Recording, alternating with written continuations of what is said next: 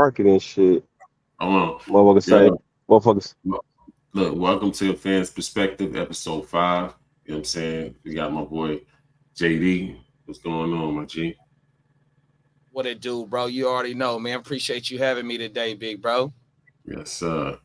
Yeah, we got my dude, God Wrath. What it do, baby? Time book. You know what I'm In this saying? motherfucker acting Yes, up. sir. Yeah, Yeah, you back know what at I'm it. saying?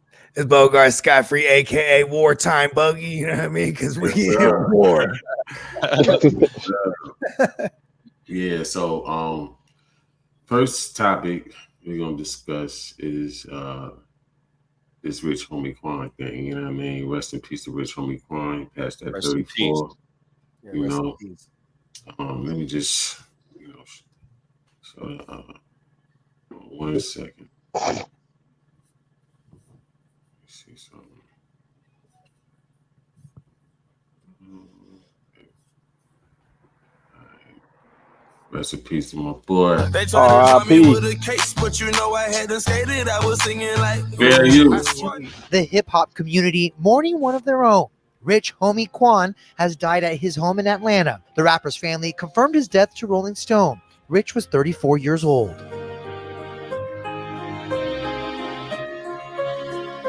I give it to you authentic. No cause of death details for now, but in a 911 call obtained by TMZ, Rich's girlfriend says she found him unresponsive. I don't walk through with Gucci on my feet. Who got more money, you or me? In the wake of Rich's death, tributes pour in on social media. Jaquees shared this 2013 pic of the two on X. All right. So, rest in peace to my boy, rich homie Quan, man. R.I.P. brother. So, R.I.P. Hey, he was really going, man, before I even ever really, I'm pretty sure Thug already was out there like that, but I wasn't really on game with his shit until I heard Rich Homie Quan for real, like, because this shit was going, you know what I mean? yeah. Yeah, I went to go shoot a video for him when I went to Houston, and he was wilding out there, boy. He was acting up. I get more into it as we talk, but yeah, I mess with Quan like a motherfucker for real. But Okay. he fell back to me for a little bit. Yeah. JD, what you think, bro? Man, it's sad to see. You know, we lost another one at a young age. No matter how we losing them, whether it's to gun violence, whether it's to these these punk ass drugs that we don't know what we taking.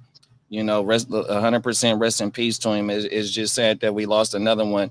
You know, whether it be in the hip hop community or someone close to us. You know, this shit got to stop. We need to leave these motherfucking pharmaceuticals alone. Whether if it was an OD or not, I really don't know. But you know, this shit is a real epidemic right here. These pharmaceuticals, man, 100%. You know, I hear that, man. I hear that. I like Rich Homie Quan when he was with Thug and Bird, man. I felt like that situation was working. You know what I'm saying? Like, it was really, really working. You know what I'm saying? And all of a sudden, the shit just ended. You know what I mean? Yeah, I don't know. I don't know the extent of his contract with Birdman or whatever label he was on, but I do understand like there was a good 3-4 year stretch there where they weren't even letting him release no music for real. And that man, in today's day and age, they'll like you said, somebody would be like, oh, he fell back. Like, you know what I mean? It might look like that, but damn, and that's sometimes the constraints of these record contracts, you know what I mean? Like if you ain't hot, they might just shelf you type shit. You know what I mean? Yeah. I don't even know how to navigate that though. I don't know, because I'm underground, so I don't really know how you would navigate a contract and they telling you can't release no music. I don't even know how they do that though. How they tell you can't release no music? I don't think that's really what happened though. Okay. You know what I'm saying? I don't really think that's what happened though. Like, first of all, Rich Homie wasn't even signed to Cash Money. Birdman wanted to sign him. He was trying to do something and get it popping, so he could kind of like, okay, this makes sense. He's like, it's like I introduce somebody and I say he got talent. You know what I'm saying? And you say, all right, let me work with them. Let me put some money behind them and put it on a bigger stage and see how it worked. You know what I'm saying? And it started to work. So when it started to work and the momentum was built up, you know what I'm saying? You know, it's like, all right, Thug, you signed up with Birdman, like, yo, we got a momentum going. We about to, you know what I'm saying, keep this shit going so we can mess around and sell albums, you know what I'm saying, do shows, all that good shit, you know what I mean? And Rich Homie Quan was like, nah. So Thug was like, what do you mean nah? Like, we got this is what we need as a rapper, somebody to believe in us, put that, you know what I'm saying, that money and that clout behind our talent, you know, the connections, and put us on a bigger stage so we could really, so it seemed like I was like, nah. I mean, he said in that song that was just blapping too. Made $200. What he say? Made a couple million off a mixtape, and I'm balling like, ooh, you feel me? Like, yeah. So I mean, when you start getting on your own, maybe that record deal might not, you know what I mean? He might not Sounds so good. But I think you know, it was a little bit more than that. I think that there was some outside influence in that decision. Yeah, 100%. Also, not only the outside influence, the of seeing what transpired with Birdman, aka Stunner's previous artist. You know, the Cash Money, the original Cash Money era, it ended because of, you know, whatever you want to say, whether it be money or a habit, and, you know, whatever the case may be, whatever the shit was, you know, Rich might have seen, you know, that might have had something to do with him not wanting to sign to that. You know what I mean? No matter how hot the momentum was. But also, you know, in this trial that we seeing right now, Lil Woody, he on the motherfucking stand asking Thug, did you have a problem with Rich Homie Quan? He said, damn. Well, no, for real. He asked Thugger that on the stand, bro. No lie. And then I seen it as a meme. Facts on my mama. And then motherfucking excuse my language, Woody also says that him and his partner is the one that shot up Rich Homie Quan Dad barbershop. And, you know, they supposed to be YSL. I forgot the other members allegedly. Well, you know, Woody is on, you know, he got full amenities. So I don't know if he's telling the truth or not, you know what I mean? Because we already see what's going on. But around that time, because they keep talking, they're bringing up 2015. So that's also around that Rich Gang era shit too, though, bro. 100%. Yeah. So now it's like, you know, they were saying that, you know, okay, how did that start? With and I mean, you know, there's rumors out there, you know, they talking about, you know, the dude Nut had something to do with that decision with him not to sign the Cash Money. You know what I'm saying? Right. Yeah, and you know, that caused a little tiff between Thug peoples and his peoples, because it's like, you know, you interfering in something that could possibly, what if you know, just hypothetically speaking, it's like, okay, you may feel like that, but me and Homie got a momentum going. You know what I'm saying? So why step in the way of that?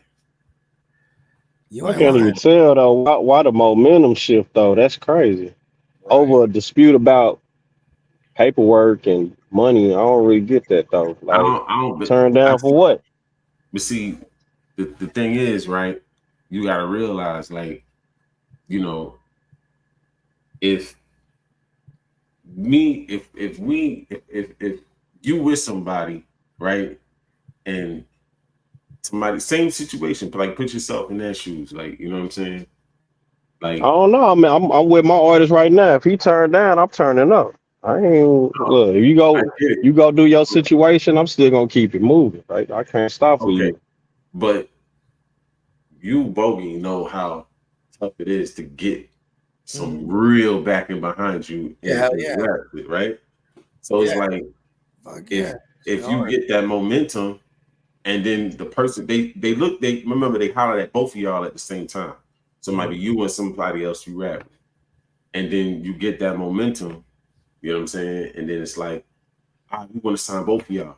Because y'all, you know what I mean? This whole thing looks good. It's primed to make money. You know, that's how Bird looking at it. And then it's like, the homie say, yo, nah, bro. You know what I mean? Like, I ain't signing. And then now, as soon as he backed up out of that, he got cold. But then now it's looking different, because it's like Birdman looking like, yo, why y'all both want to just, like, the shit makes sense. Y'all make a great, you know, and then it's, you know, outside But influences. You know what I mean? You know, Thug. You know, he may have looked at it like, "Yo, you interfering in what's going on here." Like, you know what I'm saying? And then I could You never imagine know. You know what I at the mean? time, Quan, he was bubbling too as a solo artist because he's getting a lot mm-hmm. of features, right? Yeah. And all the features. Matter of fact, he was on the hook of the one they had Future. When they kind of and that kind of the lifestyle joint that shit propelled Doug, like, you know what I'm saying, he had like the summer jam of the summer hit of the fucking year, right? You know what I'm Yeah. saying? Yeah. That I was mean, he going had his crazy. joints, but I think that Cash Money run would have been a bigger run. You know what I'm saying? If that joint would have went through, that would have been a way bigger run, way more money. You know what I'm saying? Like way more shit to keep you paid years down the line. Like when you know your hotness cools down. You know what I'm saying? And when you say people might have got into his ear, you know what I mean? Like, like in this case, they say it could have been that dude Nut, rest in peace. You know what I'm saying? I don't know, dude, so I don't want to disrespect the dead, you know what I mean? But like that dude was saying, I guess he might have been like, look, you know what I mean? Quan, you making hella bread already. You don't need that deal. You know what I mean? And Quan looked at oh my bad, Bogey. Oh no, Quan was making he was the guy who was making some like if that was true, a couple million off a mixtape, bro. That's all you. You know what I mean? You ain't you ain't really you ain't getting just the little slice of the pie. You got the pie. You know what I mean? So he might have, and he might have thought it might have lasted for he might have had long lastability on his own, and that's the thing with being a part of the machine is like someone like Thug, he was like, all right, I'm gonna go with the machine. And then, even if it just was the cosign, because even him ultimately never was signed to Right. Rich Gang over there with Cash Money. Yeah. And then Rich homie, the way that he looked at Nut himself is like that's his big bruh, you know what I mean? And Nut was a boss himself, you know what I mean? There's video of Thug talking about this is the biggest whoop whoop whoop around this area, you know what I mean? We ain't got to say, you know what I mean? We already know what it is, but so Nut is a boss in one of the biggest cities in America, especially urban America, 100%. So what he say, it makes shit move in that area, you know what I mean? And this is Rich homie's big homie, you know what I mean? Or might be his big bruh, you know what I mean? And so so if it was some outside influence, this shit, it's coming from somewhere that is love too, though. It ain't like on no hate shit, you know what I mean? Maybe the other party might have took it as hate, but yet he's a boss in himself, and he see the talent in his little bruh, his little protege, his whatever it is, you know what I mean? Man, you don't need that situation. It is what it is, even though it could have been a longevity, big, brighter future for him. But, Look, just to put something in, I heard some shit last week where I guess Rich Homie and them walked in with shirts on, like some of his people's like Rich Gang shirts on. He was like, man, take that shit off. What happened? I didn't catch that. Like I know I'm saying, I heard a situation with Nut, seeing some of his homies and Rich, and his homies coming through with Rich Gang shirts on, and he told me, oh yeah, take that off, man. Oh wow. Yeah. You know what I mean? Because I feel like way certain shit I was listening to, like the way it was broken down, it's like, yo, I feel like he's like, all right, Rich Homie, my man, if I see that it's a bad situation and you just trying to sign him and just chew him up and spit him out, I want to grow. I'm, we partners, and you know what I'm saying? Like, so it's like, I'm looking out for his best interest. And it's like, you're not going to come take somebody that I'm working with, because I think he had a record label at one point, you know what I'm saying? But he knew a lot of artists too. So it's like, yo, if I wanted to get Rich Homie in a better deal, I'm gonna leverage some of the people I know, and you know what I'm saying, shit like that. So I think it caused a little friction there. You know what I'm saying? I think that kind of could have been discussed though. Like, you gotta let a person fly, man. You gotta let them go, do what's best. You know what I'm saying, and hope they come back and show love. But that ain't guaranteed. That ain't nothing you wanna like hold over somebody's head. You know what I'm saying? I don't feel that's fair. On one You know what side, I'm I feel saying? like Duck felt one way, and then I feel like on the flip side, it's like Thug and them was like, yo, listen, man, like you in the way. If you ain't with me, you in the way. You know what I'm saying? Like think about this, like Quan, he kind of came up the way I saw it, like he came up, he got the radio hit, he's doing collabs with other up and coming names. Like I remember, I actually had joints with Problem back in the days before he was who he became, you know what I mean? And like so when I heard that's how I first heard of Rich Homie Quan, he had a joint that walkthrough. You know what I mean? Yeah. And yeah, that's hard. yeah, that one went hard. And I heard it because Problem was on it, you know what I mean? And then and Quan's everywhere at this point, and he didn't do it on wearing dresses and being a provocateur. You know what I mean? He kind of did like how a traditional artist that I vibe with. You know what I mean? Because Doug, you know what I'm saying? I didn't really get into the music until way later. You know what I mean? Like in the beginning, like I'm pretty sure the shit was still hard in the beginning too. But it was like he's this kid wearing a dress. And he got the joint with Quan, you know what I mean? In Future, you feel me? See, I got on him before that. I got on him when he had a song called Danny Glover. That was like one of his first hits that he started promoting. Yeah, that was early. But he had a CD with Gucci with 1017 before Gucci went to jail. And I didn't like that album like that. It was like one or two songs on there, like, you know what I'm saying? But he was definitely doing his thing, though. You know what I'm saying? Putting in that work. When I heard that Danny Glover, that shit was my shit. Hey, and he wasn't on no dress shit then. He was on some real thug crooked teeth shit. Just a skinny motherfucker, bro. Really just putting it down. Like Thug first album with Birdman, like Cash Money. I like that album. That album was solid. Like I could see, okay, this can go a million because it's actually good music. You know what I'm saying? Like I listened to that album from front to end. The first album, you know what I'm saying, that he dropped, the All Red joint. I think it was the Barter 6? Yeah, that's the Barter 6. Yeah, Barter 6. Yeah. Like that motherfucker snaps. That motherfucker How many albums Thug so far? Too many. Too many to count. I'm talking about like official studio albums with Cash Money though. I mean, like I'm saying, I don't even think he officially was signed. Maybe one or two. Nah, because the first one I listened to, I don't know if it was the Barter 6. It might have been. But it was that album. His first album with Cash Money was like fire. It was fire. It kind of bring you back into like how Wayne had motherfuckers feeling like in the mid 2000s, like, you know what I mean? And I was like, yo, Thug really got a sound. Like, you know what I'm saying? He is soft. Because you know how even the videos, I'm looking at the videos and how they doing the video effects of, you know what I'm saying, doing it, you know what I mean? Like he making it all fun, like, you know what I'm saying? Like he I think one of his later albums was called Fun, the one that J. Cole I pulled up his discography right now, bro. So he got Young Martha, On the Run, 1017 Thug, Bullet, Young Thugger Main LaFleur, the Purple Album, 1017 Thug 2, 1017 Thug 3, Young Thug Brick Squad, Barter 6, Young Rich Homie. Barter 6 come out? Huh? When did Barter 6 come out? Barter 6 came out. Where did I just read that at? 2015. Yep. There you go. Okay, and then after that was Young Rich Homie Thuggin'. So that's their joint album. Then you got Trap. Okay.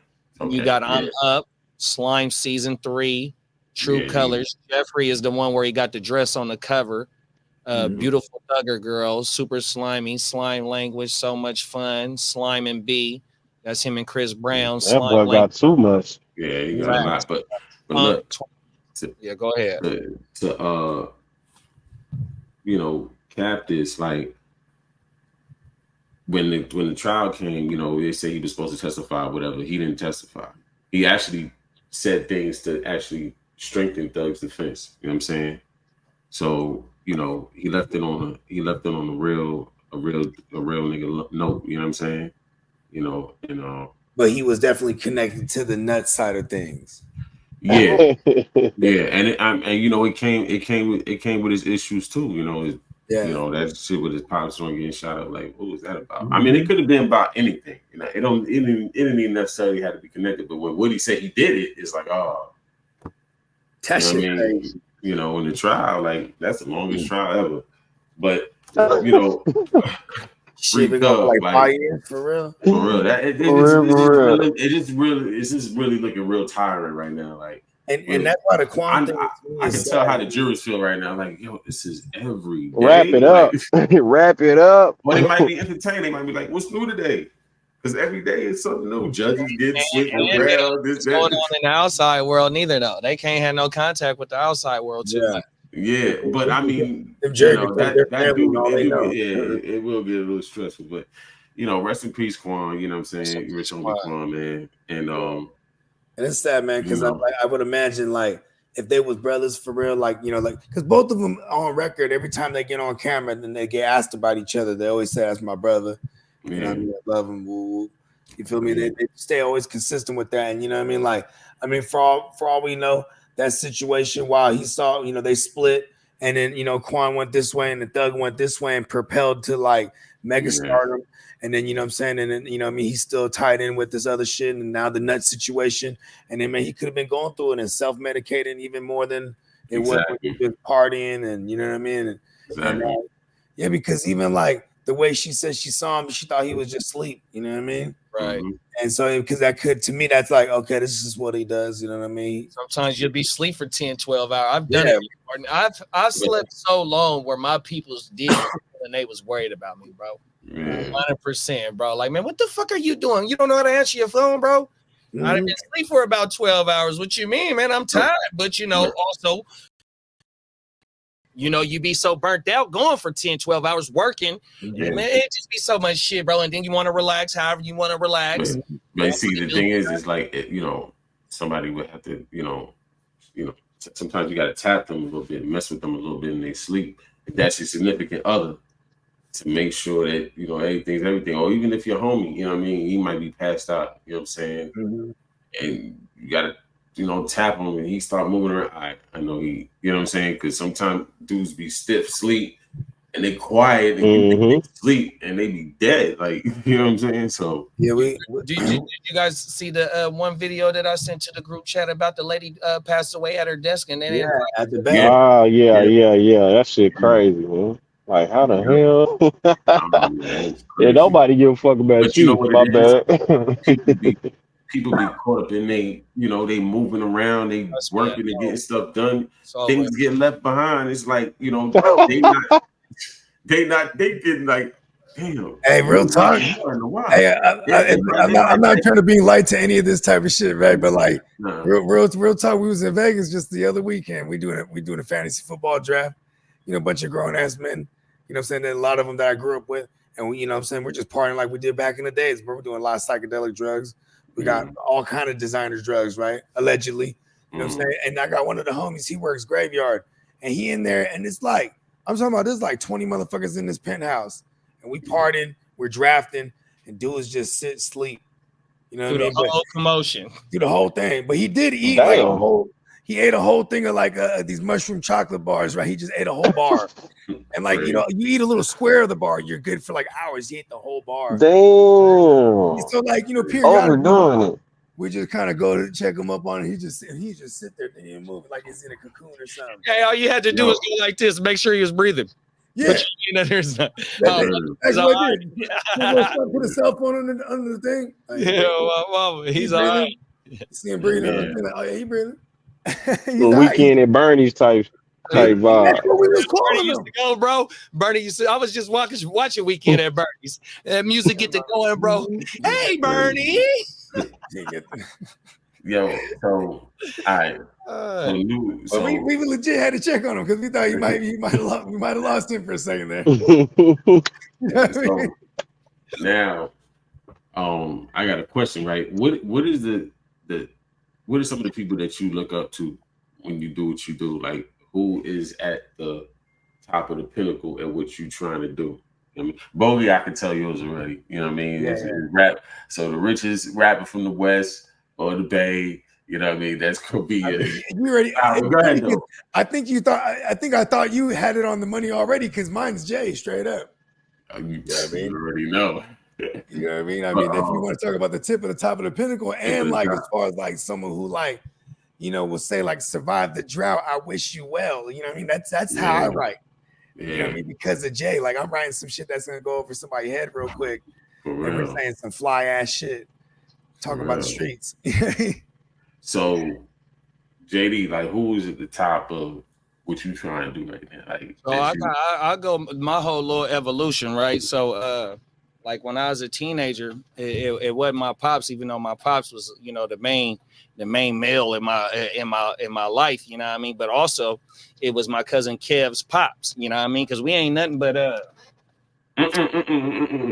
not to cut you. I'm talking about like what you do right now. Like you have a platform, right? So look, I'm gonna tie it all in together though, 100%. So my cousin Kev Pops, may he rest in peace. Him and his best friend and a couple of my other cousins. Remember how I was talking about, where the community and so they was the dudes in some around this area. So that right off the rip, especially when I made the decision to jump off the porch. Okay, this is, you know what I mean? This is what I want to be like. So to tie that in to where when I first seen I'm About It is like portraying everything I see every day on the motherfucking screen. So I'm About It, Master P, the way, you know what I mean? That let me know, you know what I mean? Jeezy got a song, man. He say the teacher told him to turn off his pager. He said, "Excuse me, I'm trying to be P and Jay-Z." Jeezy, we the same era, bro. Listen, we same era. Money is the motive, 100%. So to keep that going on, as I wanted to transition from that and be like that, and now here it is. Me being in this type of space right here, it's the same shit though. So you transition from being a sports fan your whole life, watching not only how shit going on in your community, but you watching Sports Center every day. The motherfuckers that's talking about sports, because you can't get there right now. Everything you done did leading up to you turning 18, it's a wrap now. You know what I mean? There ain't no action. You know what I mean? 100%.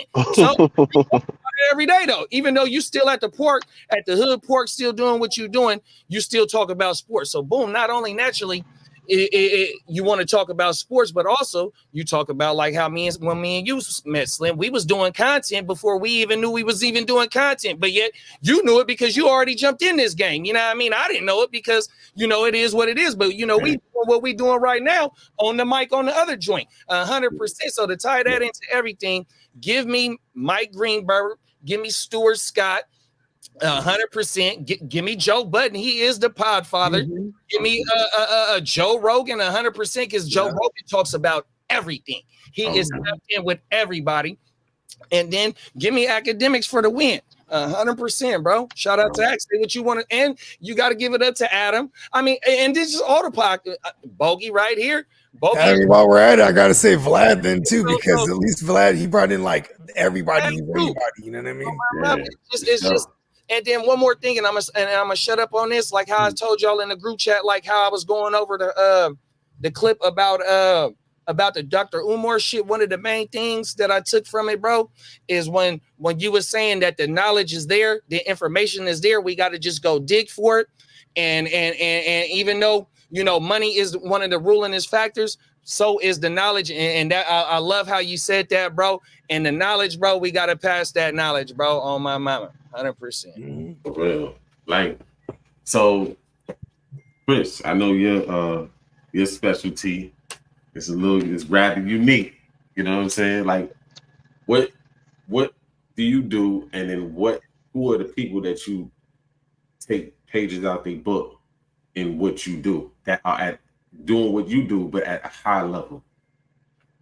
Right now, what I could say, who I studied is basically every mogul in the game, from P Diddy to, even though I didn't like Old Boy's Attitude from New York, I still watch. I still know what they do. He just had a heart attack or something like that, a stroke or something. Pharrell? No, Ja Rule's guy. Oh, Herb Gotti. Herb Gotti. So I take notes from Herb Gotti, P Diddy, Suge Knight, Jay Prince, because I'm from the South for sure, so I know how he was running things. Just anybody that's a mogul and help and construct people's destiny.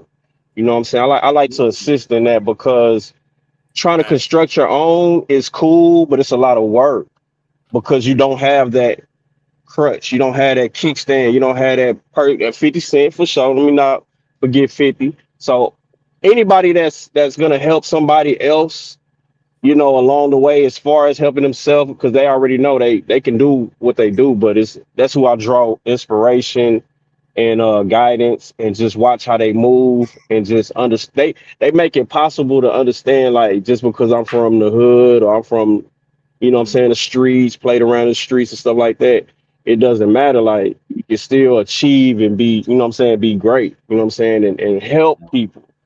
Oh, DJ Screw too. DJ Screw, because he helped the whole H Town, the whole Texas in general. He put us on the map. You feel me? I don't never want to forget that. So I draw inspiration from people who not just great in their own right, but also help other people. That's the most important thing in my life is Yeah, help other I people. like that a lot right there, God. Because real shit, like, I mean, I kind of, it's like, we do jobs to get money, right? Whatever it is that we do to get money, whether the job, whatnot, career, whatever it is, even if it's something we don't enjoy, right? But I always felt like Right. I help people, and the payment, the fulfillment is the feeling of Seeing helping them them. achieve, bro. Seeing them Exactly, achieve. I love that. exactly. I It's like don't care another about you high, giving me nothing back. I and don't care about that. like as an I don't artist, care. it would be nothing to go and recipes to the Jack. Like, it would be nothing. I get the Jack on songs at first. We was You paying. know what I'm saying? You know what I'm saying? We were paying this dude. He'd come and do the songs with us. Then after a while, you know what I'm saying, we start booking him doing shows because, like, we book a show with him, fools are gonna come to the show. So now we're making money because of him, and we paying him to do the show. And then it became like, hey, now he just in the lab with us, just mad kicking it, just doing the tracks. And even tripping Now, off it, you know what I mean? And like just showing the love. Now he just want to help because we done broke bread together. But then other artists weren't like accessible like that. And you know what I mean? Right. You had to go through their PR, or you can get a verse, and then it'll be impersonal. They'll you send the track, they put the verse on it, they send it back. You pay the WAP, and then you call it a day. And then when you put it out, you send the splits. You know what I mean? That's how you do shit independent. Then And that's why I like messing with people that's independent. I love it. but I look, love right? it. When it comes down to like what I look at and who I look up to, is like in the podcast thing, it would be Joe Rogan. I like Joe Rogan. Rest in peace, Combat Jack. He was like rest in peace, one of Combat Yeah, Jack. already. Rest in peace. Pioneers. you know what I'm saying? And free Tag Stone, but Tag Stone, I like how he organically came in there, right? Yeah. Joe Buttons is up there with Joe Rogan with me, because I watched his whole thing starting from Periscope all the way on through all these different social medias. The being at Hot 97, the the reality shows. I watched the whole He was thing. the same all the way through too, huh? Isn't that kind of crazy? Yeah. But right? Nah, he did what he had to do. That see, a lot of people don't watch a grind in front of their face. He came into the social media era, so you watch the entire grind. You watch when he got in the fights, arguments, this, that. You watch all the crash outs. You know what I mean? The only difference is that back then you didn't see that much. You just seen the finished product. You know what I'm saying? Yeah. So the finished product that's edited to by higher ups. Not like people. Isn't that crazy? We're all content creators as soon as we were social media motherfuckers. But look, I want to give a shout out to the content creators that they don't have big names. You know what I'm saying? Like, they have to build their platform from ground zero with no celebrity, no connections, nothing like that. They got to be extra creative in order to get their content out there and actually turn this into a revenue. You know what I mean? So those are really the people that I watch outside of the celebrity. Because see, with the celebrity, it's no knock to them. They just put the work in another lane. So that name that they built in the entertainment industry or in sports or whatever, the Shannon Sharps, You know what I'm saying? Stephen A. Smith, if he would have come out with a podcast, I don't know if he got one out already, but like he does. Yeah, he do. Okay, there you go. You know what I mean? You know, and the work they put in that lane, you know what I'm saying? It trickles over into the podcast lane. But the people that have to, you know, start from the ground up, that's real work is put in. You know what I mean? That's where you really have to be creative, because I don't have this. I have a life, yeah, I have experiences and things like that, but I don't have this, you know, this popular and famous, you know, background where, you know what I'm saying, to where I can use that name. And so I don't have that infamy. You know what I'm saying? Well, my introduction to YouTube was to give the people that look like me, and with my co-hosts as well, or the co-founders of the Heart to Start podcast. Shout out to Cuzzo Kev and the other guy, Brody Cortez, aka Kurt.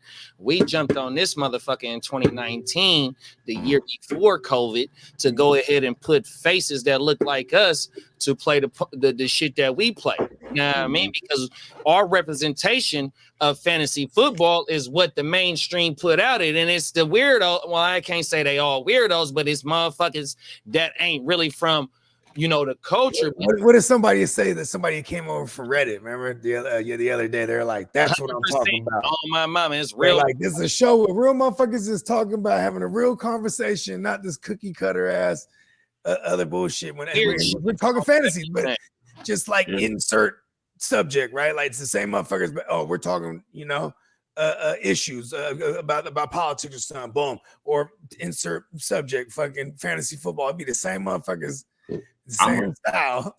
I'm gonna show you somebody. I'm gonna show you somebody that I watch, right? Okay. That didn't have no big celebrity name. You know what I mean? And you know, they doing their thing. It's like a financial forecast. Shout out to them, man. Yeah, that's not the name of them. Yeah, but I'm the description. Yeah, that's what they do. They're like a the job description. Yeah. Financial forecast. They teaching the people online. Yeah. And in the game, they asking for $50 a course, or is they giving the game for free? They don't have nothing for sale. There it is. There, 100%. They teaching the people willingly, and they doing it out the love for the love. Shout out to Graham Stephan. You know what I mean? You know, he's been the financial forecast for me for a minute. Like, you know, all the new things that are going on, whether it be crypto or the government, what they doing with the economy, like real estate, you know what I'm saying? You know, the bonds, stocks, he you know, he do his thing, man. And you're on game. You know, he got 4.84 million subscribers, you know what I'm saying? Like, you know, so now he's making the bread off the channel too. Yeah, but I was rocking with him before he hit this big, you know what I'm saying? Like, you know, all his, you know, videos with the, you know, basically keeping you abreast of what's going on financially in the world. You know what I'm saying? You know, so, you know, you know, and when I'm talking about like creators, you know what I'm saying? Like, it's like, you know, you know, you have to really be creative when you don't have this big name. You know what I'm saying? So I salute cats like him that started from, you know, I got a career, whatever the case may be, you know what I'm saying? But this is what I do on the side, and this is what I keep up with. You know what I'm saying? So, you know, 100%. You know what I'm saying? Like, I agree with that, bro. Man, look, no matter what field you're in, whether it be finance, real estate, stock, nigga, what I do, what I own, my business that I own, man, I can take my camera out and you can go on JD and Sons Lawn Care Service Instagram right now, and you can see me record myself trying to make vlogs of me work doing my business 100%. That's called self-promotion. And then to take it another step, I tried to make, you know, get my little editing on it and blend it all together from the whole day and put it together and upload it to YouTube. Because if you could go to YouTube and I could pull up my JD and Sons YouTube channel, the motherfuckers that I follow on that channel, man, they got 100,000 subscribers, 200,000 subscribers, getting 100,000 views just off doing lawns, because there ain't nothing, because the work is the same work no matter what state and city you work in. But it's the type of sauce that you put on it, 100%. And me, with me, when I, like I said, I like to get fly and whatnot. But when I get fly, you wouldn't know that I get dirty for a living because I get too clean. You know what I mean? So I know how to put the sauce and put the personality on it too, because I ain't shy. I like to get on camera. I like to talk my shit, and the way I like to talk my shit up is by backing it up with the work that I do, whether it be doing my fantasy homework or whether I'm putting the work in on my 9 to 5 or on the business that I own, 100%, bro. So yeah, man, that's facts. Whatever type of lane you in content creating, be yourself, bro. That's the reason why the mainstream media is dead, is because they coming to get they sauce from us and take it to put it there, but the people ain't fooled no more, bro. Yeah, I ain't gonna lie, that's how I linked up with JD. I'm doing the fantasy content. Like, you know what I'm saying? I thought I'm finna jump in the game.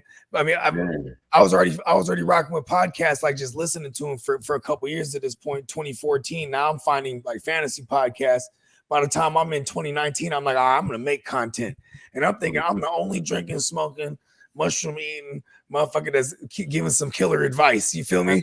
And I got a whole crew of them like that. And then next, I'm like, oh snap, there's a whole bunch of other motherfuckers like that was thinking the same thing. You know what I'm saying? But we were still a small percentage though of this saturated market where everybody else looked the same. You know what I mean? And they're all cookie cutter. Yeah. And that was like you said, if you got to get creative, and it's hard to be innovative or reinvent the wheel. But there is a brand new way to play the same old game, brand new way to pull the same old strings. You know what I mean? Like, you just got to figure it out. Look, right? Like this one here, I'm gonna show you another one. This is a story I used to watch. Like, I still watch him, but he kind of stopped making videos for a little bit. But he built his joint from the bottom. I was rocking with this joint when it had like 2 videos on it. You know what I'm saying? It's horror stories, but it's real stories. You know what I'm saying? Oh, now okay, I watched a couple of these. Yeah, but this one is not your typical one. With, you know what I'm saying? Like, it's really like on some, it gives you the vibe of like unsolved mysteries. Oh shit. You know what I'm saying?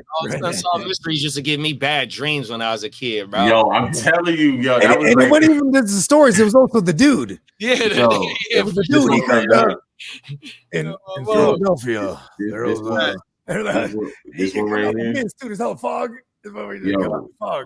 You listen to these stories, bro. It's like, like, you know what I'm saying? Like, you catch it on YouTube. That's it. It's when you type it in though. It's I would have to send y'all the link. You know what I mean? Because it's so many things that say horror stories on it. It's ridiculous. But I'll have to send the link. But homeboy got 809,000 subscribers and 40 videos. And then you know what else though? Not only is it it's really not the subscribers, it's the fucking retention time on the video. So his videos, I bet you those 4 videos, however long, 40. If he has 40 videos and whatever the time length is on each video, it's gonna say full retention value on each video, because he only has 40 videos and 800,000 subscribers. So that means he puts out super great content. And is watching from beginning to end, bro. Bro, it's no way that you can stop watching it once you start watching it. You get addicted to it. Nah, it's just I watch it's called the rabbit hole. You go down that rabbit hole and it's a wrap, bro. You get addicted to watching that shit. And he stopped like when he had a Patreon, right? And matter of fact, let me check his joint right now. Did he do one? While you look that up, didn't the horror story? Didn't they do the house in Jersey? Look, like the murder house. Yeah, I don't know. You gotta look on his page. Okay. But look, he got videos coming out, but I think now he only releasing on Patreon, because that's what I'm seeing. Because the last time, like, he'll release it on Patreon and then he'll throw it on, that's how you get the double monetization. First on Patreon, you can do the unedited version. That way you don't have to worry about it getting unmonetized on YouTube, just in case something slip up. You know what I mean? That way you don't got to go re-edit it after you uploaded that motherfucker. 100%. Patreon, you can go do the whole full. That's like Trap Lord Ross when he do his documentaries. The full joint is on Patreon, but the watered down version is on YouTube. Mm-hmm. Yeah, like I'm gonna show y'all something real quick, right? Because on YouTube, man, you need them watch time hours as well as you need them subs. But once you get them watch time hours, is what gets you that guap. Mm-hmm. Okay, look. This is his Patreon, right? Like they have like, you know, new videos on here, but you gotta pay the, you know, pay the Patreon to watch it, whatever. But let me see how much this is.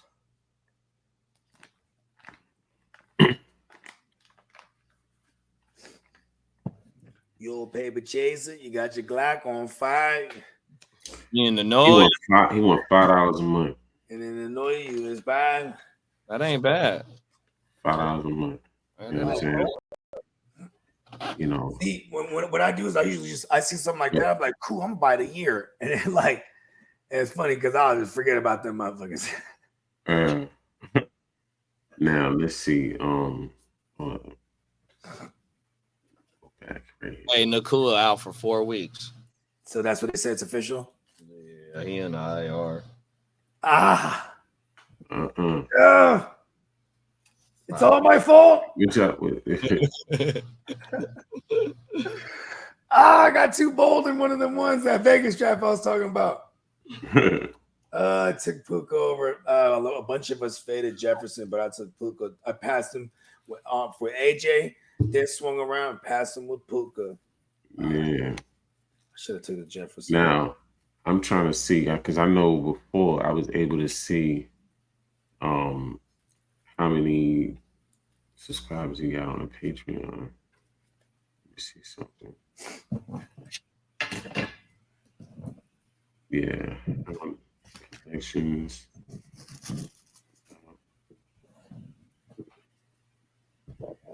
Yeah, but it was a point, I can't see it on here, but it was a point where like he had like it jumped at like $20 a month, and he had like 500, he had 500 people. No, he had I think or something like that. It was whatever it was. If he was pushing it at that price, it equaled out to like $5,000 a month, right? But regardless of the case, like, you know, these are things that I was looking at with him, like, and I found out like, he got some, little injuries and stuff like that. So because people was like, why you not putting out videos for a while? But I was into the chat, you know what I'm saying? I was into the whole channel, and I'm still tuned in, but it's just like, overall, it's like these are the low key content creators that build they join up, you know what I'm saying, crazy, and they got to be strictly creative. So that's the people that I watch, because they give you real information, like whether it's about how they doing what they doing, you know what I'm saying, or at the level at what they doing it, you know what I'm saying, the type of it drawing you in. You know what I'm saying? And you point out the fact that there was no cosign, because there was a dude in the beginning, I was going to say, his name is Curtis King. He's a producer and a rapper.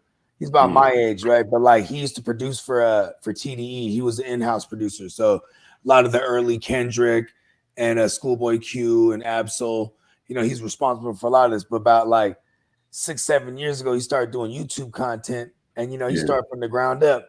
Because what's funny is because even the cosigns, it wouldn't help him. Because he's just but it didn't matter, because you're doing content now. You're in a different space. What I mean? How many times you see, like Pharrell, he got a podcast, right? But he knows he's Pharrell, so he's gonna sell it. But I wonder if it was for free, maybe it'd be one of the biggest podcasts out there, right? You know what I mean? But there's other people that don't have that pull. Like in this case, it's Curtis King guy, even though he would utilize his connections. Like, all right, let me go bring on, Absol. Eventually, but he didn't bring them on until his thing was bubbling. And now even when you look at I'm gonna show you another dude. This dude here is like it's real with him. This dude, all you had to do was bringing a car with a fresh set of tires and he'll drive it around the mountains in California. All right. Wow. And every single car that you can think about is on this channel. You know what I'm saying? And which mountains is he driving through? He'll tell you in the video. I don't be doing no. Okay, because there's all kind of mountains, so he could just be driving all over the place, motherfucker. Yeah, but he in California, you know what I'm saying? And they got other cars driving where they're filming him like from the outside exterior. Yeah. Too. I mean, he got like the whole rundown right here. Look. And this is the fancy cars. He got like old cars on here, like cars that you see every day. Like as long as they got a little pep in their step, yeah, he gonna review it. You know, because they got some. It's like some little corner hugging action, right? Mm-hmm. And they're mashing. Yeah, that, you know what I mean? That motherfucker had it said on the thumbnail is a Lamborghini, a rally car. A rally car is what you drive in the motherfucking off-road. No, Lamborghini made one. Yeah, I know, but it looks like a regular Lamborghini on the thumbnail, though. Oh, everything. That dude is. Because those are the ones that got the where you can they got the little different type of tires on them or something like that, or what? Yeah. They got a whole different type of suspension. They have the suspension. They have the off-road tires, all that. It's a rugged Lamborghini. You know what I'm saying? Hey, that's kind of badass. That's crazy. Well, Lamborghini, you know, they got the motherfucking Huracan now too. So you know, they got the motherfucking SUV. You could probably go put some motherfucking off-road tires on that bitch. Mm-hmm. Oh my mama. Yeah, any car you want to see on here, he got it on here. Yeah, no, right when you kicked it off. So you know, I ain't gonna get too much into, you know what I mean, you know, woo, down the road, but whatnot. But I have been looking at, if you go all the way back up to the top, one of his first videos, that is what I'm looking at for my next ride. Go back all the way to the top. AMG GT 63. That's what I have been looking at lately. Where is it? Yeah, this thing right here. I've been looking Guten at Morgen, and doing my homework it on is them. officially summer. Shout out to Matt Farrell here. The sun is out, and it is driving season in California. Bring out your sport. This guy just drives other people's whips, man. This is sick. The AMG GT. He was probably in the valet one day, and he was like, "Fuck it, I'm taking as you have probably noticed and seen elsewhere. That's what I've been looking at. It's not the same. You see what I'm saying? I don't want to go too in because you know these joints be highly, but he got 1 million subscribers on that joint. You know what I'm saying? And he got somebody else running the channel from time to time too. You know what I mean? But you know, these are people that I'm talking about, like great content, like, you know what I'm saying? You know, so that's what I aspire to be in this whole content game. Like, you know, people that just they so, you know, clamp down in their lane. You know, hip hop is cool, but I feel like it's a little oversaturated. You know what I'm saying? So, but that's why But I'm gonna always be a part of it because you know it's not going nowhere. You're from it. You know what I'm saying? You know, you feel me? So it's like I'm always gonna be a part of it. I'm always gonna love it. I'm always gonna do, you know what, bro? You know what also made me realize that there's a future in this shit on some of our original content. We've gotten a 2.5, a 2.4 views. You know what I mean? Just on, you could say whatever, if it was a title, whatever it was. We ran it up before a few times just on uploading the in studio shit. One of our clips almost got 1,000 views for the Saturday show. Nigga, motherfucking one of my solo fantasy football videos is sitting at 900 views, bro. 100 on original content, even though that's not 900,000 or let alone 9,000 or 90,000, but still though, that was just me in the kitchen cooking, or AKA the lab, AKA the Heart to Start studio, just doing my homework and just do some shit to the wall and stuff. You know what I mean? Banged off, you know what I mean? So just imagine if you can really get into it, because me and you, Slim, we talked about this before. At some point in time, if you gonna be 10 toes to this shit, you're gonna have to give your all. It's going like a 9 to 5 is gonna have to be 40 hours a day. I mean, 40 hours, at least 40 hours a week, 8 hours a day, however you want to break that up, on top of some overtime. 100% if you want to try and crack that code and get into this space to where you getting some dough up off this joint. Mm-hmm. Yeah, you know what I'm saying? It's just like, you know, like the independent content creators that come, because it's like I noticed, you know, like with hip hop, like it's in the content creator space, you know what I'm saying? You know, people doing their thing, no Yeah. doubt. You know what I'm saying? But I think that the celebrities and the people that actually do the music, I think they have more of an advantage when they jump in this space. They do. They do, You feel bro. me? Now, when you jump in this space, right, after you talk about your career and all that, and you know everything that's going on, you have to keep the public current. So they could be directly tuned into you on this on that, you know, on this platform. You know what I'm saying? You know, as an artist, or especially if you're active. But if you're not active, then you're gonna have to find like other things to keep your, you know, your views and stuff like that. So, Yeah. you It's know, just like, and I agree what you said about with them after they're telling their story, what else they're gonna do, because for sure you're gonna get the views for your first season just based on who you is and what your name is. But other than that, if you ain't bringing nothing else to the table to tie into your story and your fucking experiences and your fucking, you know, whatever it is that you know brought to the game before the podcast lane, it's gonna die out. So you got to stay fresh, you got to stay current, and you got to stay tapping in with the motherfuckers that's supporting your channel to reach, to be able to, you know, to continue the growth and the retention value as well, bro. yeah, you know what I'm saying? So it's just like I'm looking like, you know, it's like, yo, I don't just want to be I don't just want this channel to be boxed in, you know, even though like I said, I love hip hop, so it's always gonna be a part of the show, but I'm gonna introduce other things to it, you know what I'm saying? Like, you know, like, you know, and because I look at these other, I guess a lot of, because at the end of the day, there's a lot, I have other interests outside of just hip hop. Hip hop is one, cars is another, you know, I like collecting stuff, you Collecting, know I what I'm was about to saying? say. You know, I like video games, you know, we both, we know, we like the games, you know what I'm saying? You know, so, you know, that's, you know, There's so many lanes, bro. As long as you go ahead and jump out the window yeah, and say, fuck it, man, I'm finna really be creative with this shit, man. I'm finna show the people how I get up and go ahead and start my day off, whether it be checking my Robin Hood at 4:30 in the morning. Then I'm gonna get up, I'm gonna brush my teeth, I'm finna get dressed, I'm gonna go hit the gym. So I'm finna get you niggas motivated to go get your motherfucking physical and your mental right by hitting the gym and staying dedicated and committed 100%. Then we gonna go get a green smoothie 100%. That way we putting something good into our body. We not hitting McDonald's or none of that bull crap. I might show you how to do a little bit of meal prep.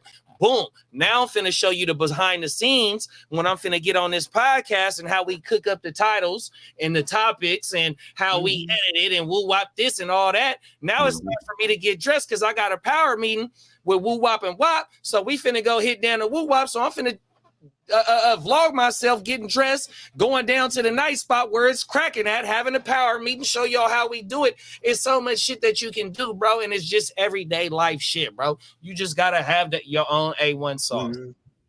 Like when I first started, my bad, go ahead. No, go ahead. Oh, like when I first started doing the pod, it was me and my man Steamboat, because you know, like it would just be the conversation we had. I'm like, man, we should just record this shit. And I already did, and that was my whole thing, was like, I'll do music videos and stuff like that. And we might take pictures here and there, but you know, we're rarely on camera. So when I was like, oh, we could just do this thing audio. Because you know what I'm saying? Some of the podcasts I listened to at the time, they had an app. And then you could just listen to all the shows that you could watch on YouTube, but they had an app, you could download it all on audio. Yeah. And I wouldn't watch it live. Boom, download all them joints. And then I was in that thing, you know what I'm saying? And I said, ooh, since I'm trying to emulate them initially, I'm like, oh, overnight we did a podcast. We had a podcast. You know what I'm saying? Boom, I had an intro. Since I make music, I can start adding all the aesthetics. But then see, like, once I started collaborating with other cats, you know what I'm saying? I didn't really have a big following, but I was just finding anybody that collab that I thought their work was dope. Because I was real specific with it. I didn't like, because I learned real quick, some of these big names in that space, they'll all collab. It wasn't like the rap game where they're trying to, okay, this is how much it costs. Like, they'll just, if they got time where you can work around their time, they'll come on for a show, 30 minutes to an hour, whatnot. But then most of the time, you know what I'm saying? A lot of the cats, they would watch my stories. because they're from 2020 until whatever it is. We're all kind of as a world, we're all dealing with the same thing, stuck inside the house. And it was just like appear into my world. Now I'm just like, I was on the story showing everything I'm doing, just like JD said, the whole process of everything. Mm-hmm. And like people now they see more than just the content. It's just like when I watch content now, an interview of an artist, I'm usually watching the interview, then I check the music out. I do it in reverse now. Yeah. You know what I mean? That's how I consume my like, content, bro. Yeah, and so it's almost like, oh, I vibe with dude. He's a real dude. You know what I mean? Check his content out. You know what I mean? Yeah, definitely. You know what I'm saying? Like, so for me, like, that's mainly what it is. Just looking at the smaller content creators. That's my teachers right there. You know what I'm saying? Even though Wallow gave a lot of game, on the joint that you sent me that we all watch, you know what I'm saying, when he was on Bad Fuel. He gave a lot of game, you know what I'm saying, how he got out there, and he hustled and, put that together. But your man Gilly had a lot of followers on Instagram when you came home. You know what I mean? Mm-hmm. It's other cats that, they got celebrity connections and, you know what I'm saying, all kind of shit going on. You know what I mean? So it's like, but they do put in work. You know what I mean? So I'm not taking away from none of that. You know what I mean? But it's just that, I think it's a different grind when you gotta come up with ideas and things to keep people locked in when you first starting this joint out. Yeah. You're trying to get to that level. You know what I mean? And the first thing is to find what lane you want to go in. So like Gilly and Wallow, one of the reasons why they work too, also even though getting right back the name, nigga, that their chemistry because of their cousins. It remind me of me and my cousin when we started this shit. You know what I mean? The arguing, no problem on camera. Laughing at each other, talking about each other on camera, no problem. You know what I mean? The dynamic of that, that also keeps people retained. The nigga academic, say what you want to say about him, the lane that he's in. It's just him, in his camera. The way he did it. That's another one. That's another one that built from the bottom. 100%. He had to figure out a gimmick that was marketable enough to where it could get him to that level and stay locked in and on it. You know what I'm saying? Like, that's another one that built it from the ground up. 100%. And so like how Bogey was saying about listening to podcasts before you was watching it. That's how I was starting to consume Drink Champs. Drink Champs was like some of the hottest shit when it first started. Nigga, I'm at work. You couldn't watch that shit like that. And on that iPhone, I forgot what number iPhone that was. You can have that motherfucker on lock. Well, you still can now, but you could just keep that shit going, man. Drink Champs was a must, you know what I mean? So I take, like how you said, all the motherfucking, whether it be small ones or big ones, you got to take all that shit in perspective, you know what I mean? Because you could take a little something just the way they run they shit. Don't got to be the content. It don't got to be how they present they, whatever it may be. It could just be how the studio set up or how the camera angles is or the editing, whatever it is, you know what I mean? Because, they have made it and, you are aspiring to get there. So you want your shit to be as crisp, clean, clear, informative, engaging. And not only that, but you speaking straight facts, you know what I mean? And if you are wrong or whatever it may be, you accept it, but you also got to take the good with the bad as well too. Cause everybody ain't going to be receptive to your shit 100%. And I got it. If you can go all through our comments on our shit, nigga, you can see they be coming for me. They didn't come for some of the other motherfuckers, but it is what it is, nigga. It's the fucking internet. But it is, the niggas that keep doing that weird shit, they ain't been around the vicinities that we used to facilitate. You know what I mean? So, hey, you ain't really made it unless you got somebody hating. Come on now. So yeah. So, now this is what I want to ask y'all about next. What you think about that Vlad and Marlon Wayans joint? Like, hold on, let me bring this up real quick. Yeah. I got a good chuckle from this story that we finna go over today because everybody was telling me I was wrong when I made my 2 videos about this topic, but I guess now we know. So we're talking about Marlon Wayans today and DJ Vlad, because last week we seen DJ Vlad and Marlon Wayans get into a back and forth due to Vlad being salty because Marlon Wayans tried to charge him $40,000 for an interview, and that $40,000 booking fee was a fee that Vlad went online and complained about. He honestly started trying to trash Marlon Wayans' legacy, saying that he wasn't worth that kind of money. At the maximum, if he interviewed Marlon Wayans, he was only gonna do 100 to 200,000 views. Right? We had DJ Vladimir Putin telling people what he thought they was worth, and you had 2 types of people in this. You had people that heard what Vlad said. All right, what y'all think about that whole situation? I mean, right out the gate, it's after the Cat Williams thing blew up. You know what I mean? Like, and you know, just what it did for Shannon Sharp. You know, it kind of showed like, okay, well, and Marlon Wayans, he comes from a family of trailblazers as far as like, okay, you're not gonna put us on, we do it ourselves type of joint. You know what I mean? Yeah. Because the Wayans family, obviously Keenan Allen Wayans, you know what I'm saying? He or Keenan Allen Wayans. My bad, that's my nickname for the Keenan Allen. Keenan Ivory Wayans. You know what I'm saying? Yeah. He definitely is a trailblazer as far as like a DIYers, you know what I mean? Just doing it yourself, you know what I mean? And so he comes from that cloth, and kind of the self-worth stuff, you know what I'm saying? I mean, that's what you're supposed to have. And I think that's just what he's displaying here. I think, and then from Vlad's standpoint, is it's strictly matrix viewed, you know what I mean? So like straight numbers, like he's just equating the numbers that a Marlon Wayans interview might do. And Marlon Wayans, he's never not shy of doing interviews. He's always on Sway. He's always on Big Boy in the Morning. He's always making his rounds with the bigger ones, you know what I mean? And he's never not working, so he's always has stuff to promote. And then he did, he I respect him because he did it in reverse, start doing stand-up in reverse. You know what I mean? Because he's kind of one of those guys that, they say, oh, you never be on if it wasn't for your family type of shit. So he, it's kind of the inverse of what we're talking about with the other topic, right? Where when you're coming up, you know what I mean? Like the ones that you idolize right now, and the ones that are your teachers are the ones that came up from the mud off of innovation and originality, and without having like a cosign, so to speak. When Marlon Wayans is the complete opposite, people always knock him. So he started doing things to kind of earn his bones. You know what I mean? But Like, see, I think with Vlad and Marlon Wayans, it's like at the end of the day, everybody's gonna have their price. Some people price gonna be cheap, some people price gonna be expensive. Now Marlon Wayans has been in the game a very long time.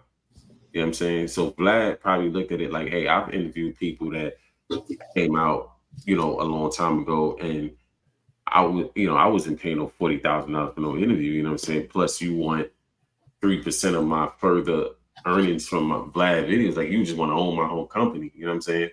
So I think intellectually Marlon put that out, you know what I'm saying? He knew that was a bullshit. The 40,000 is not a problem. I don't think 40,000 is the back end. I think it's that back end. Yeah. Because it's like, why would I knows what he's my worth whole company off of one interview? I think Marlon Wayans is smart. Like I said, he's from a family of architects when it comes to this content shit. You know what I mean? People are not gonna accept no shit like that. Like, let's be real. But you know what I think though, bro? I think, good looking cousin. I think Marlon, once he threw the 40 out there and Vlad wasn't gonna budge, he like, fuck it. Okay, so you don't want to negotiate on this 40.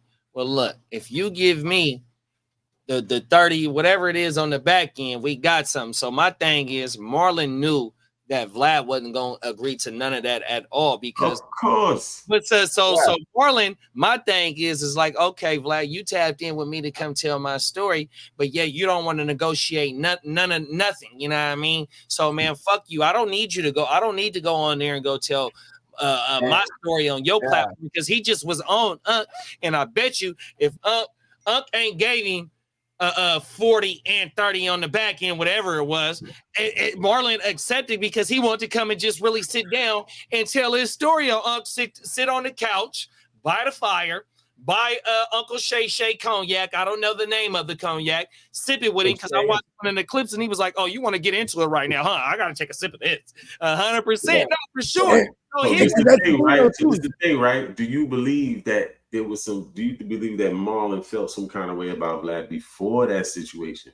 Because you know he 100%. Wasn't accepting that. Yeah, man. Because I do. That's because that's why he set the fee so high. Yeah, and the fee do it, and it was damn near like a chess move because once he set this fee so high, the nigga Vlad jump out the window and be like, "Oh, well, $40,000 is only 5 million views, and once you chop it down in the whole interview and woo this and woo that, he bit into the hand that Marlon was trying to expose to him. That's what I did, bro. Yeah, but then look, right, Marlon, and eventually he because of all that press. Now, Shannon Sharp, yo, come over here, man. Come sit down with me, man. Right, exactly. And if Marlon was any serious about that back end, that might have been premeditated because real. When I really think about it, Cat Williams, you want another Cat Williams like type viral shit? Well, let's go over here and bait this boy over here. Let's get him to call him out on his bullshit. Boom, stir the pot up a little bit. Now here it is there, man. Nigga, I don't even want no money, man. Just let me come on here and just talk shit, bro. 100%. It's gonna help both of us. Yeah. 100%. You know what I mean? Yeah. And then he waved his back like he would wave his finger back at Vlad like no. Oh, everything. That shit crazy. Like, I hate to cut you off one more thing because we was talking about like getting the oops when we was talking about small content creators and shit like that. Like like how I said like maybe Marlon might not even charge Dunk. He just might want to come and pull up and just shoot the shit. So from somebody from our city that's in the comedy industry, that's around Desi Banks, all the hot young comedians and OGs that's in the game right now, the nigga Lance Woods, man, I'm telling you, bro, he fucking threw us a oop. Shout out to Lance, man. I'm telling you, bro, he is in the circle with all the motherfucking hot comedians, famous comedians, and OGs. Man, that nigga came into the studio for 4 hours, bro. He pulled up an hour early, did a 2-hour show, and stayed for an hour, bro. 100% all off of GP, bro. And because of Wax and Works, because they all from the same high school, bro. It's the same shit, bro. 100%. So you know what I mean? Yeah, that's what I'm saying. Like, you gotta create those moments. Yeah, you gotta create those moments, man. You know what I'm saying? On your podcast to really bring people in. And once you're doing your thing, I mean, it's a grind, but it's just like these are the people that I look at that I get the inspiration from, you know what I'm saying? To, be different, you know what I mean? And just, expose the different parts of my life that I'm, that interest that I have and things that I'm a fan of, you know what I'm saying? So from a perspective. But perspective on my show. But with Vlad, you know what I'm saying? Like I said, man, everybody got their price, that was his. Maybe he was playing like a pawn, maybe he wasn't, but at the end of the day, everybody got their price. You know what I'm saying? Right. The thing is, what I noticed with Vlad is that he's able to get, he's very diversified, in the type of people that he brings on his show or whatever. But he doesn't have no A-list celebrities on there though. You know what I'm saying? So it's like, you want to get to that level. You got them when they're on their way up. Like Cardi B. Like, even though Cardi B only got the one album, you would consider her an A-lister because of the type of following. It don't even really gotta be A-listers. I mean, you can consider Cat is an A-lister, but yet before Cat got back on or did the interview with even though he's still doing stand-up, he gonna always be able to do stand-up until he can still stand up, literally. Yeah, you ain't lying. You know what I mean? Still. But for him, for that name and that platform and that moment of time, you know what I mean? It blew the whole shit up. So, you know what I mean? Really, it really is just some organic ass shit. You know what I mean? It really don't, because that moment wasn't oh, we finna just expose everything. That nigga Cat got on there to rebuttal some shit. He was mad, you know, because Cat already got a chip on his shoulder. He feel he should be, you know, as Kevin Hart or whoever the fuck you want to name. Dave Chappelle. You know what I mean? The sauce that he and that interview, it was only so many motherfuckers that rebutted what he said. Some motherfuckers stamped exactly what he was saying. You know what I mean? So, but you can take that whatever, because there's always three sides to every fucking story. 100%. Yeah, he ain't come on there to play though. He came there to give him like, this is what I feel.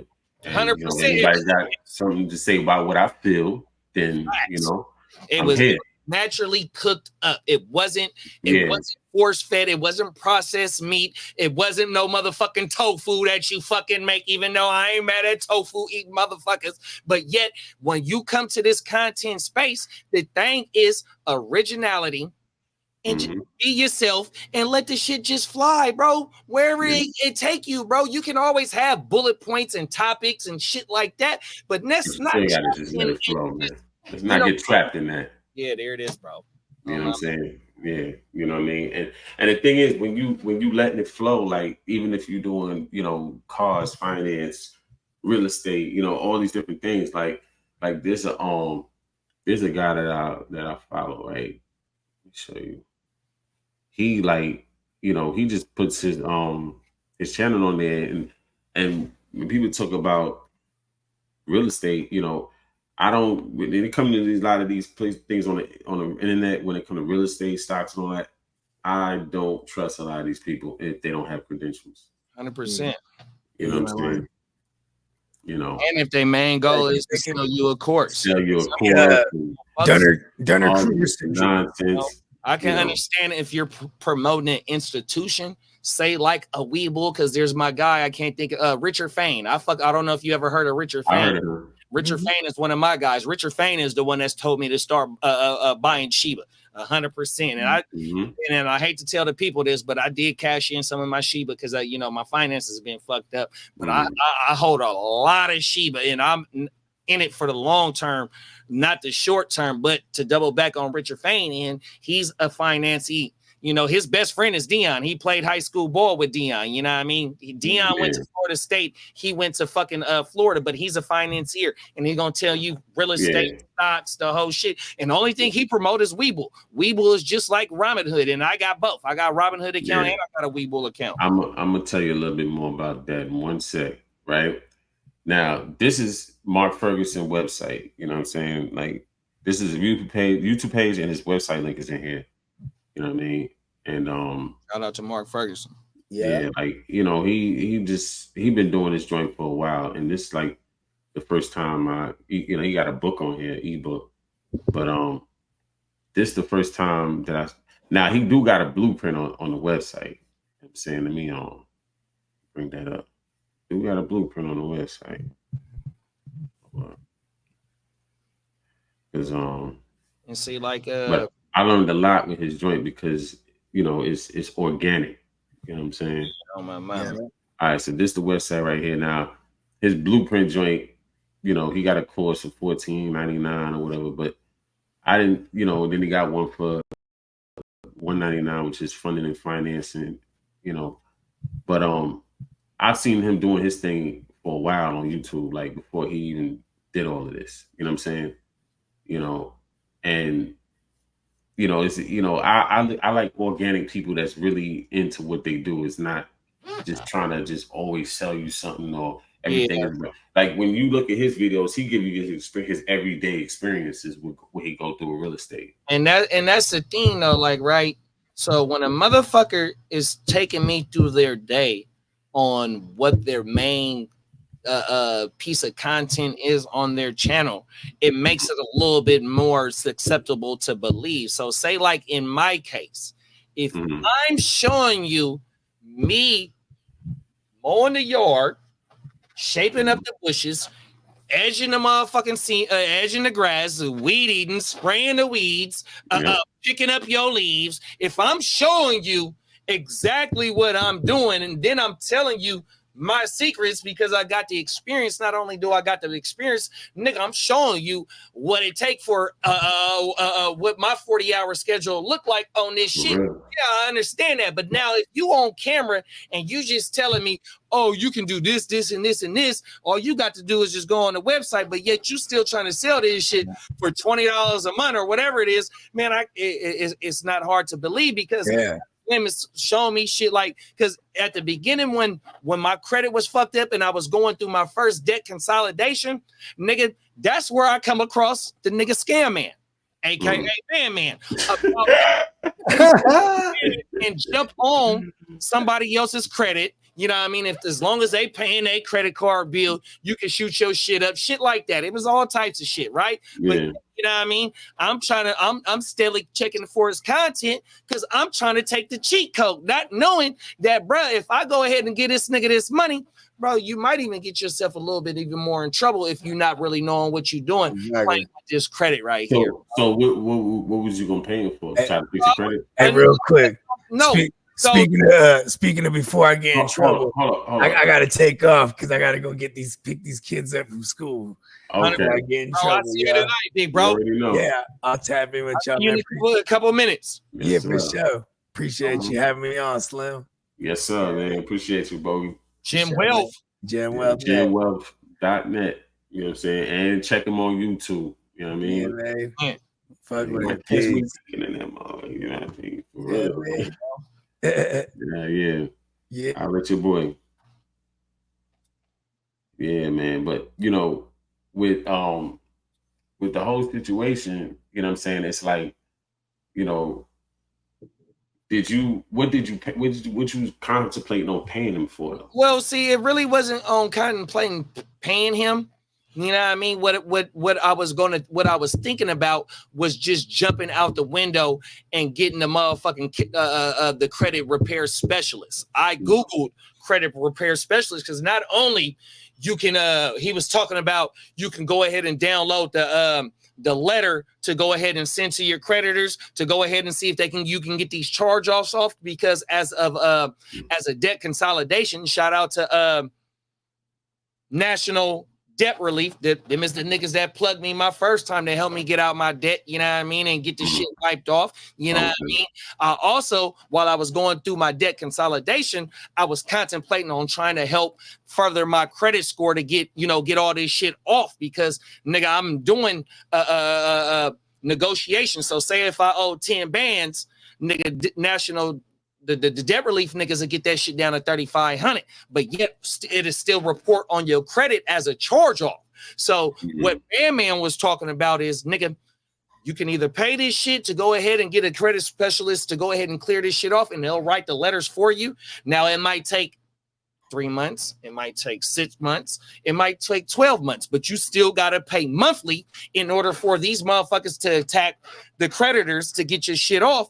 Or you just wait 7 years, though. 7 years, nigga, your shit come automatically off. But yet, it's just, when you're not taught this shit about this credit shit and you're learning on your own how this shit go, you know what I mean? So I got a question, right? So what was your conclusion to that?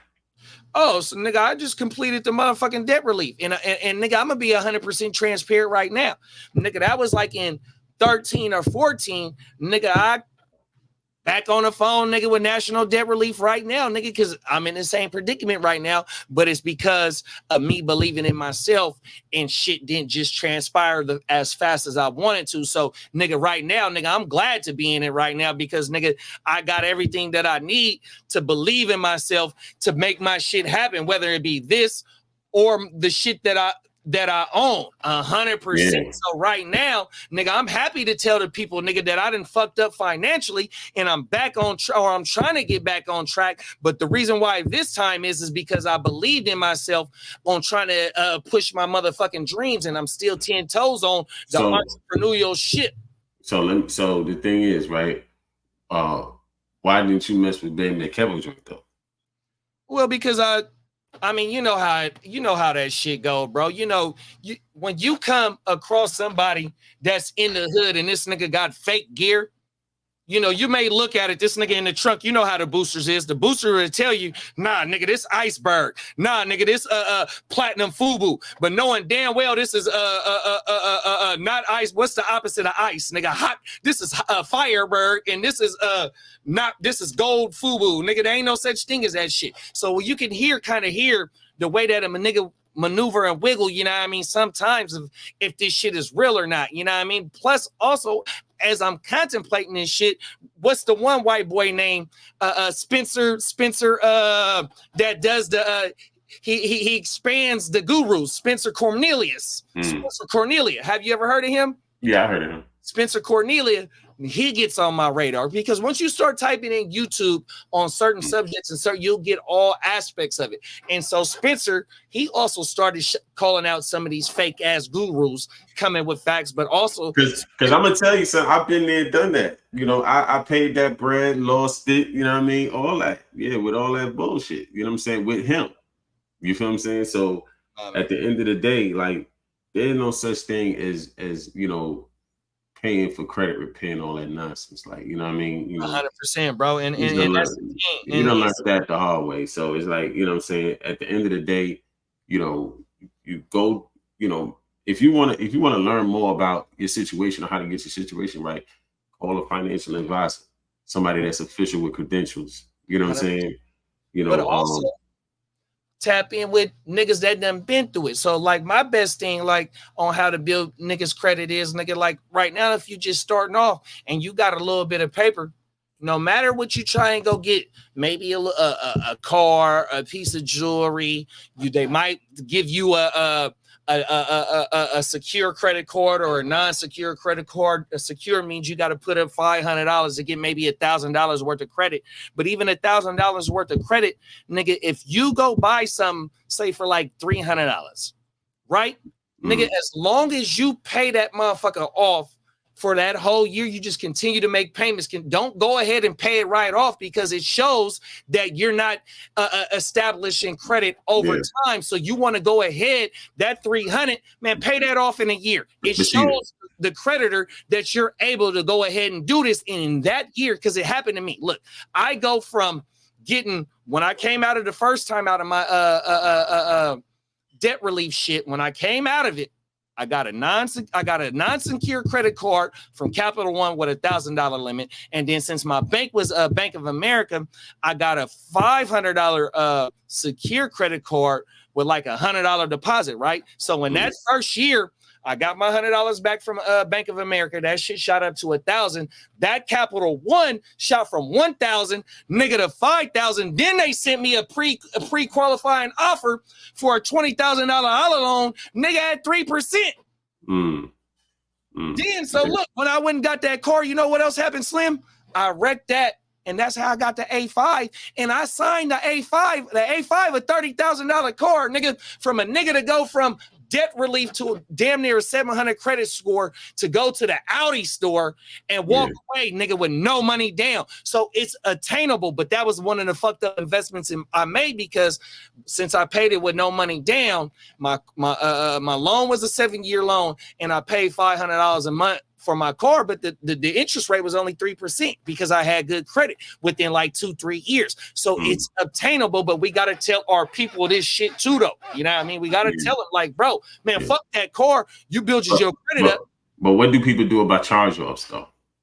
So charge-off will come off your credit score or your credit report in 7 years. So in my case, I wanted it to come off fast so I can wiggle, you know, because I got a cool little job. I had some extra little money to where I can show where I can, you know, wiggle to try and get a house and shit like that, you know, because where I'm at now, I wasn't then there. So I was trying to go ahead and go get my own shit. That way, when this day came to where I'm at now, I would have 2 joints. But nigga, when I got in that accident and I went back to the Audi store and they was like, look, bro, man, what you think about driving around? Oh, I got a rental car outside right now. What you mean? Oh, everything. You know what I mean? That motherfucker was like, man, you can go pick what you want. He was like, oh, no. He said, well, what do you want? And like I said, nigga, I'm at the Audi store. Nigga, I've been doing my homework on the A5s for 5 years. So my dumb ass, I'm thinking man, show me what you got for used A5s. This motherfucker, the first car that he came back with is the first car that I said, man, I want that motherfucker. But being a dummy, it was a bad investment because I'm at 700. I'm walking away with a $30,000 car with no motherfucking money down, but just like 5 signatures. You feel me? So in reality, if my dumb ass had 15, 20,000 on top of the credit that I got, nigga, I might have been able to go get a property.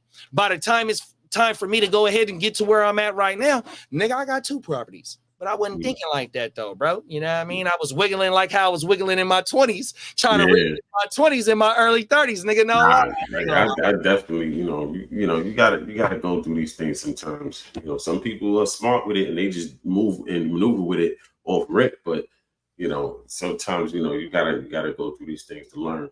You know what I'm saying? Facts. So the thing is that with the charge offs, did you get them off or did? Yeah, so eventually they went off. So it took me. I think I was on a 3-year plan for the debt relief. So how the debt relief works is that all you do, they'll say like if you owe 20,000 in total, credit cards, personal loans, whatever the fuck may be, right? Nigga, they'll say we want you to start putting in maybe $200 every 2 weeks. Now, once they start negotiating with the creditors, one bill is 5,000, another bill is 3,000, so that's 8. Then you got another bill that might be 4, that's 12, and then you got another one that's 8. So all 4 of them bills, however the 20,000 is that you owe total, them the niggas that's working on your behalf will start going to the creditors and be like, look, bro, this nigga owe 8. Can we give you 5? They'll be like, nah, give us 5,500. Nah, we got 5,000. However it go, you know what I mean? They'll negotiate damn near to 50%, sometimes lower than 50%. $200 a month, but yet, nigga, $200 a month to go to $50 every month to that creditor, and that you just build up a bank account to where that 20 that 20 that you owe total would turn down into 10, and it just get dispersed to all the creditors. And then after 7 years, all that shit wipes off. But you can go to your creditors after you do the charge off and ask them. You could write a letter saying, I forgot exactly what the letter says, but you could present that letter saying you done negotiated this, and then can you take this off my reporting bill? That way your credit boosts up faster. And that's where I was getting intrigued at, because I knew that I was getting ready to own some property. I got some property coming to me. And yet the job that I have and whatnot, I can go get my own shit, especially through NACA. We was just talking about NACA on Saturday. NACA, I got approved just by me on my 9 to 5 for 200,000. That's with no money down. If I had 10 bands, they was going to give me 220 at that time. And at that time, around 2013, 2012, I think it was, that qualified for a house like maybe 10 minutes away from where I'm at right now, bro. So it was perfect timing, but I just couldn't go through with the shit. Yeah. Stupidity. It happens. You know what I'm saying? At the end of the day, we just gotta, learn to, get our credit right, save our money, you know what I'm saying? And then, then we can, once we have money to play with, then you can, invest into different things or whatever the case may be, I ain't no earn your leisure, nothing like that, but I know that. Shout out to them, though, bro. You know what I mean? And you know what? And it take more brothers like that to go ahead and continue doing what they doing, but not because they lightweight professionals in what they do, but it also take brothers like us that have went through experiences and have fallen down, but also persevere to get back to the top, because them other motherfuckers, nigga, they don't use their fucking they don't use their capital. They use their credit to go ahead and further whatever motive they want to do. They use the other people's money. They don't have to use their capital. And we need to get to that point to where the money, because we barely have any money saved right now. It's just look, right now, I mean, I don't really watch Earn Your Leisure like that. I watch people with credentials. There's a lot of people on the internet that, talk about financial stuff. And I'm not saying that they're wrong, you know what I'm saying? But it's just I like to watch people that have credentials, like 100%. JT the Pocket Watcher, you know, the guy Invest for More, or Graham Stephan, or like people that actually, do these things, and Every day. and they offer usable things, you know what I'm saying, that that you can read yourself if you do your own research, you know what I'm saying? Yeah. But the thing is, there's not a lot of loopholes when it comes to building yourself back up financially and keeping yourself, in a great financial space. You know what I'm saying? So, you want to watch how you use your credit. You want to watch how you spend money, and especially in this economy right now, only thing a motherfucker should be doing right now is building. You know what I'm saying? We can't be consumers, you know what I mean? And us as a community, and I can use myself an example, nigga. I let it stay fly, and the only way to stay fly is being a consumer of the clothing. But yet, right now I got to be smart, man. If I want to go get fly, I got to go be on a budget. You know what I mean? Even if I get some real paper, I still got to get fly on a budget, because the paper that I'm getting, if I ain't making it turn over and I'm just fucking it off, I'm going to be back in that position called a national debt relief 100%. And they not sponsored. But what I'm saying is that, especially in these times, man, we got to go ahead and save the capital that we got, find a way to add to it and make it flip over legitly, bro, because